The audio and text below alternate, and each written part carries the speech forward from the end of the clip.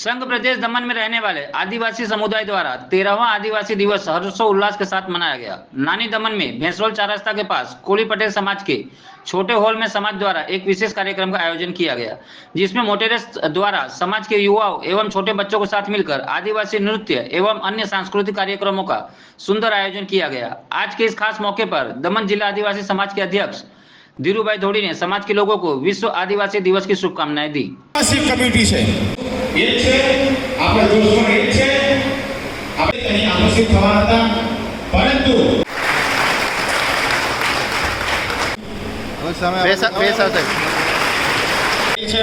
ખુરશી ગોઠવી છે, રદ થયો છે અને આપણે આ જ્યારે રસોડું ગણપતિ જેવો પણ સરપંચ છે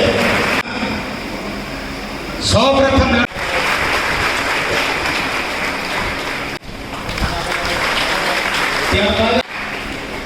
કાર્યક્રમમાં આગળ વધતા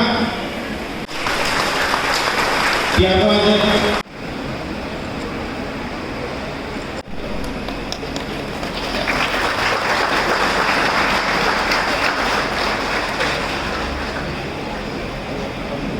આજે આપણે સોશિયલ મીડિયાના માધ્યમથી જોઈ રહ્યા છે આપણા પૂર્વજોએ દેશને બચાવવાનું કામ કરવા માટે નીકળેલા એવા જંગલની પૂજા કરીએ છીએ, આપણે નદીઓની પૂજા કરીએ છીએ। હું આજે આપના માધ્યમથી અમારા આદિવાસી સમુદાયના તમામ ભાઈ બહેનોને વિશ્વ આદિવાસી દિવસની હાર્દિક શુભકામના પાઠવું છું।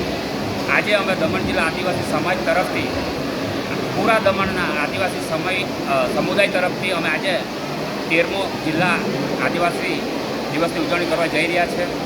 આજે અમને ખૂબ ખુશી છે કે આજે 13 વર્ષની અંદર અમારા આદિવાસી સમાજનું સંગઠન ખૂબ જ મજબૂત થયું છે। આજે અમે આ કાર્યક્રમની અંદર મુખ્ય મહેમાન તરીકે દમણ જિલ્લા કલેક્ટરશ્રીને આમંત્રણ પાઠવેલું છે, તેમજ દમણ દીવના લોકપ્રિય સાંસદ શ્રી ઉમેશભાઈ પટેલને પણ આમંત્રણ પાઠવેલું છે।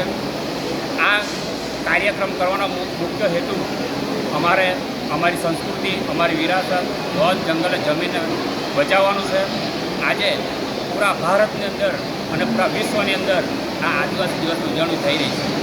અમારા સમાજને કેટલાક પ્રશ્નો પણ છે જે અમે દમણ જિલ્લા પ્રશાસનને અવગત કરવા માટે આવેદનપત્ર પણ અમે કલેક્ટરશ્રીને આપવાના છે, સાંસદશ્રીને પણ આપવાના છે।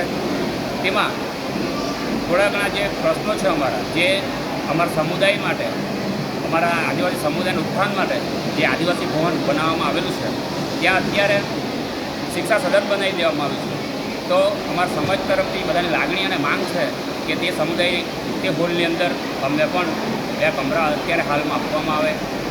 બીજું કે અત્યારે અમારા પર જ્યારે અત્યાચાર થતા હોય, અમારા સુનાવણી જ્યાં કામ થતા હોય, એના માટે અમે દમણથી દાદરાનગર હવેલીની અંદર આદિવાસી કમિશનનું ગઠન કરવાની પણ માંગણી કરી રહ્યા છે। તેમજ આ શિક્ષણ નીતિની ઉપર પણ કેટલાક પ્રશ્નો છે જે અમે આવરી લીધા છે। આજે દેશના વડાપ્રધાન શ્રી નરેન્દ્રભાઈ મોદી કરોડો ઘર આવાસ બનાવવાની વાતો કરે છે, પરંતુ અમારા દમણ જિલ્લાની અંદર અમારા આદિવાસી સમાજના છેલ્લા 2 થી 3 વર્ષ જેમના કાચા મકાનો હતા એ પાસ કરી દેવામાં આવ્યા છે, તેમ છતાં આજ દિન સુધી બન્યા નથી। કે અમે ફરીવાર કલેક્ટરેટ અને પ્રશાસનને યાદ અપાવવા જઈ રહ્યા છીએ એ ઘણી બધી પ્રશ્નો જે પણ થશે એ અમે આજે આવેદનપત્ર આપી અમે સરકારનું ધ્યાન દોરવા જઈ રહ્યા છે। જય આદિવાસી, જય।